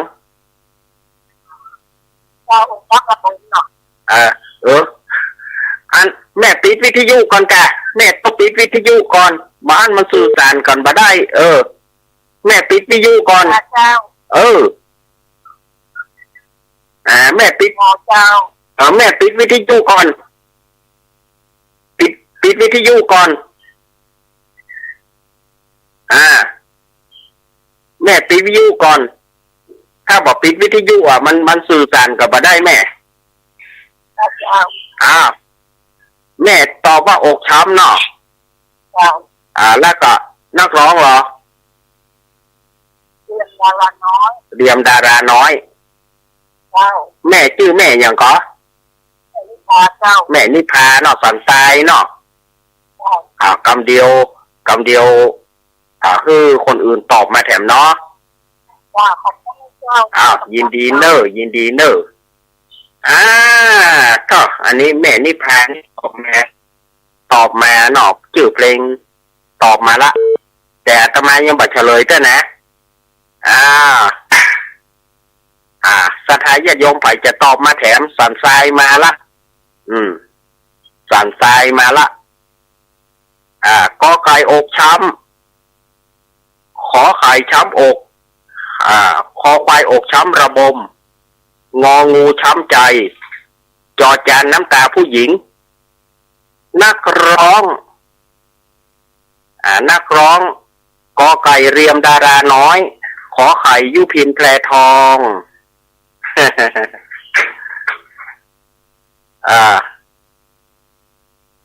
ยุพินแพรทองแล้วก็ตะกี้ช้อยมันตะกี้คอควายพุ่มพวงดวงจันทร์งองูแม่พองศรีวรนุชไปจะตอบมา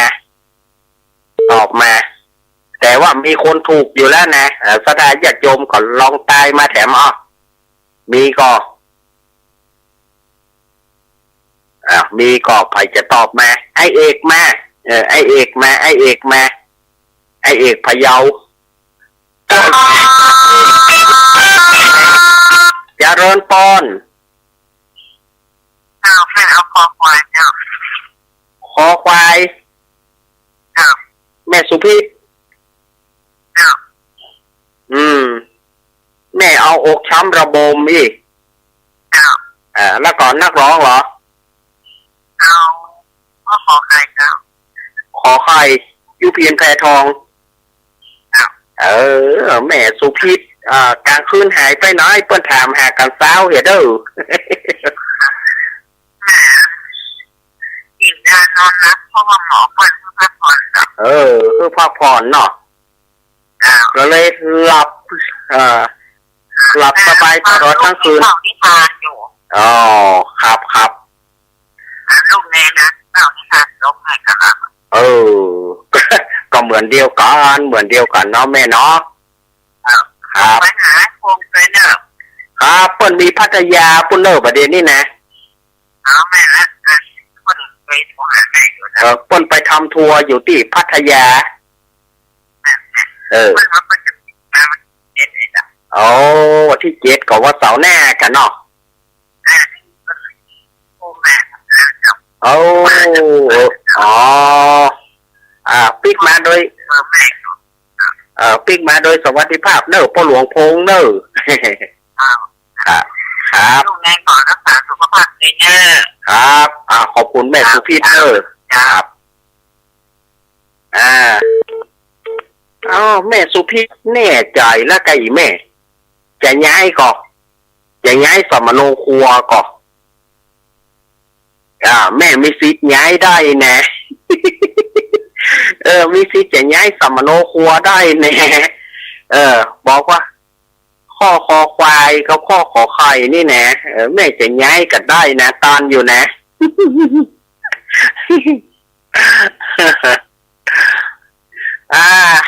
สถานญาติโยมมีก็แม่กรแม่พรปลาเศร้าแม่อะไรต้นเปาแม่พี่ซองสีแม่เนี่ยไหลห้องแห่ทำมาใครเขียดฝังแม่ไอชัยประการไผ่จะตอบพ่อง บ้านเฮาไผ่จะตอบพ่องก็จริงมีถูกละที่ตอบมาถูกมีอยู่ละไผ่จะตอบแถม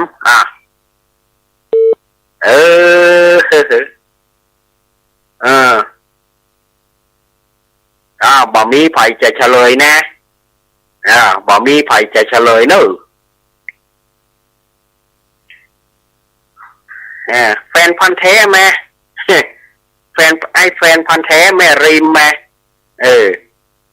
พอใจก็ได้ไม่ยิงก็ได้ตอบมาเพลงนี้อกช้ำช้ำอกช้ำระบม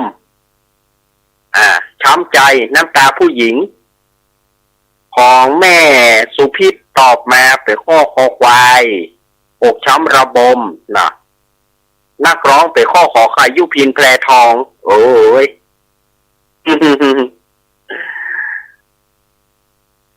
มีก็ถ้าบ่มีจะเฉลยเด้อ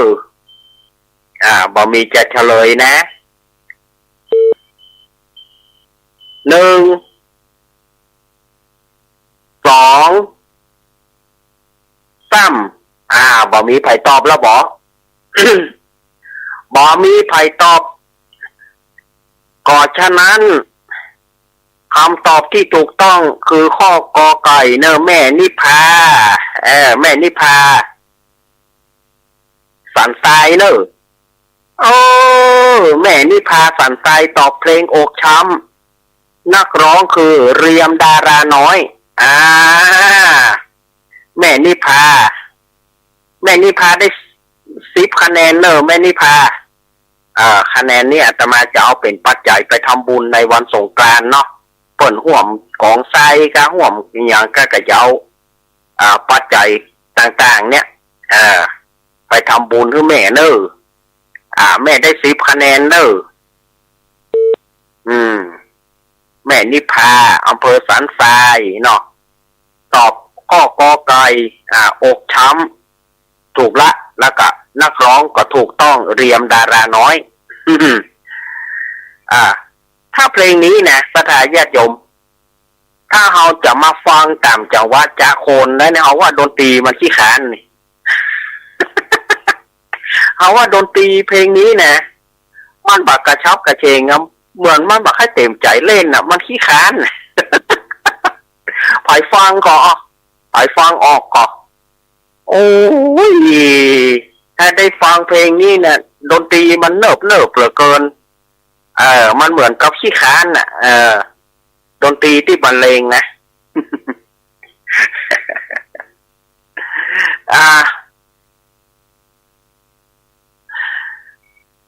อันนี้ก็ว่าสถานญาติโยมได้คลายเครียดกันไปอย่าเครียดกันเนาะ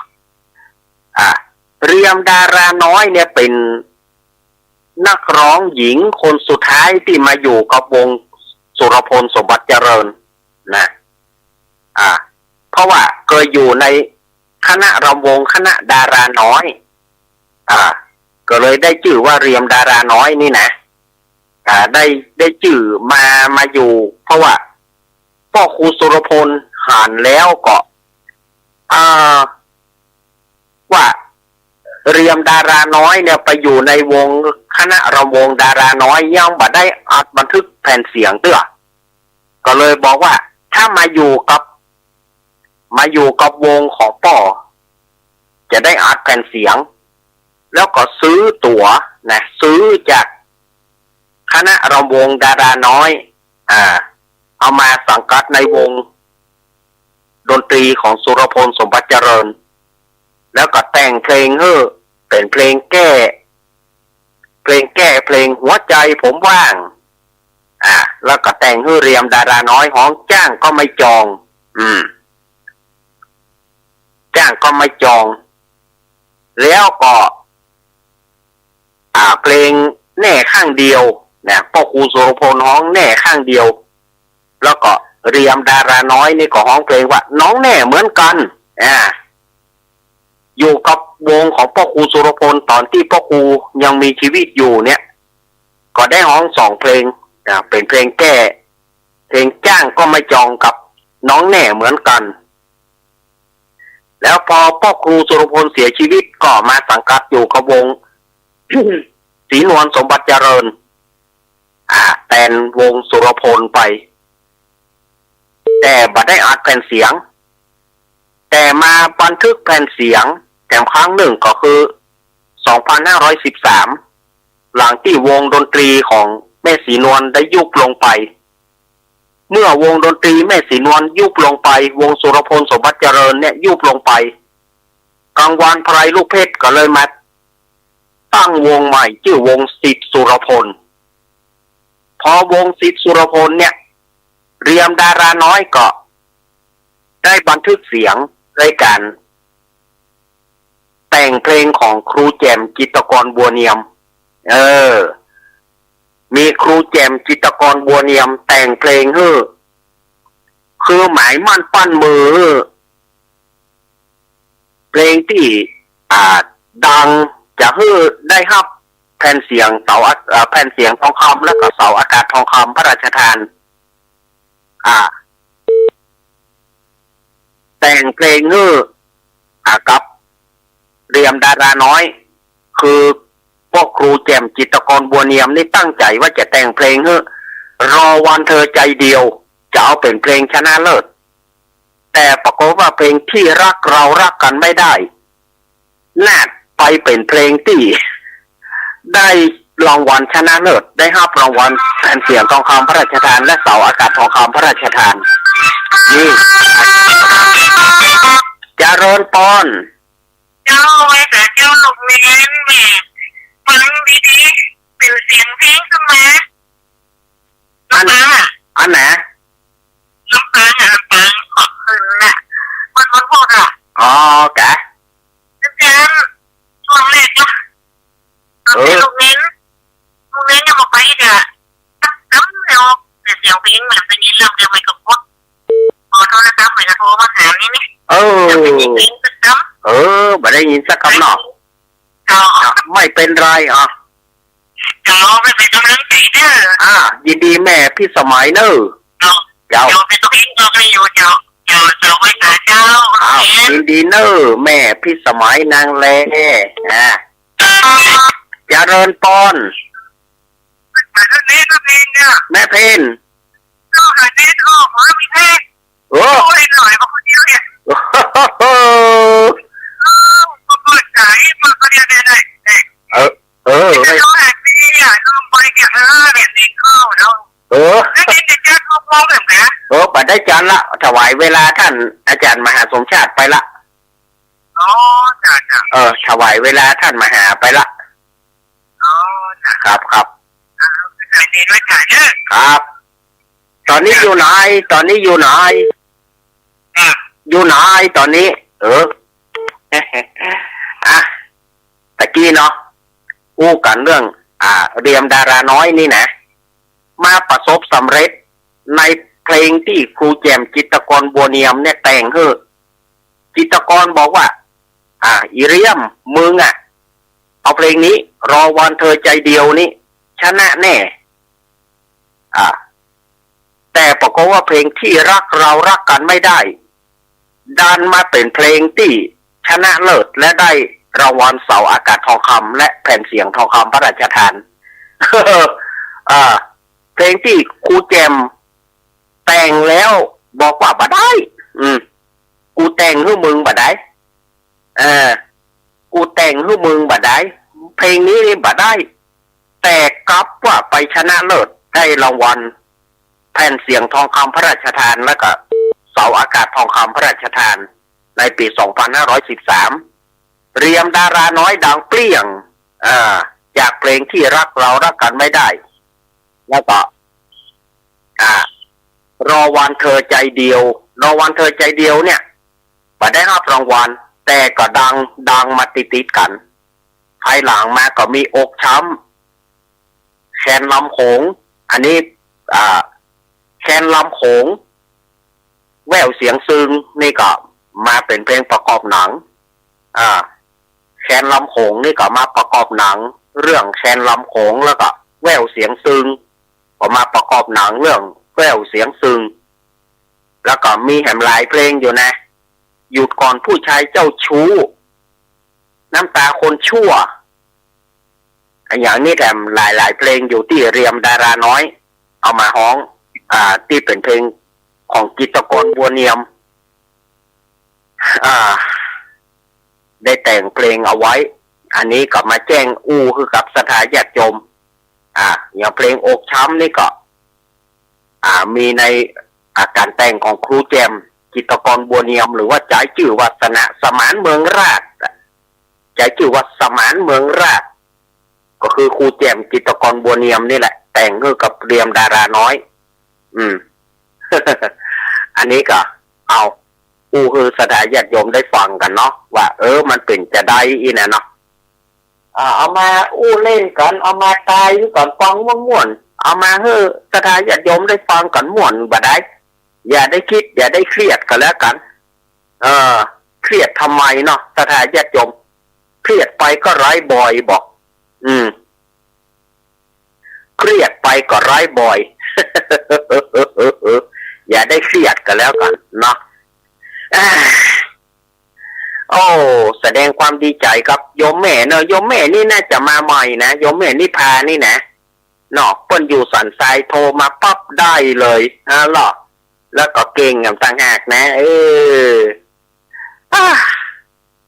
เขาถามแม่สุพิษแล้วว่าแม่จะย้ายก็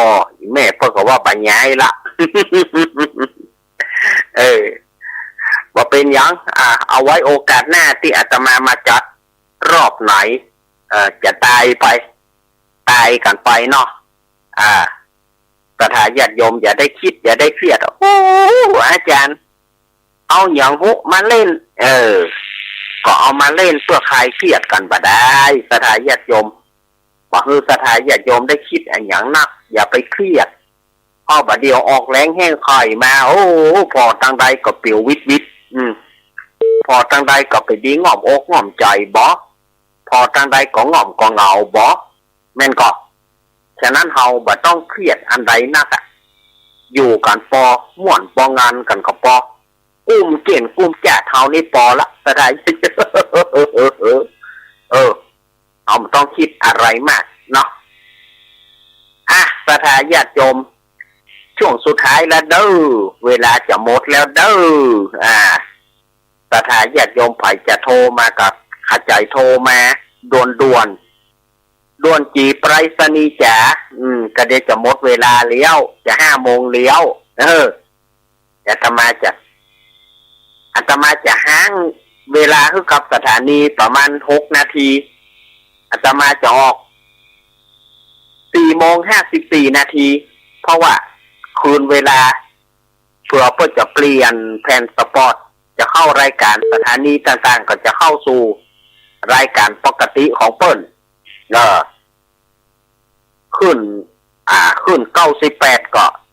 จะเป็นรายการจากสถานีไปชั่วโมงหนึ่งหลังจากนั้นก็จะเป็นรายการของท่านอาจารย์มหาสมชาติชาตาปัญโยวันนี้ก็จะได้แทนท่านพระครูปรัตนพงศ์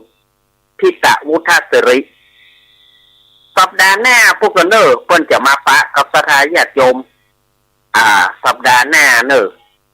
สัปดาห์นี้ก็ปะกับท่านอาจารย์มหาสมชาติไปก่อนวันนี้นะวันนี้อาจารย์มหาสมชาติชาตาปัญโยผู้อำนวยการสถานีวิทยุวิทยาลัยสงฆ์นครลำปางเปิ้นจะมามาจากกับสถาญาติโยม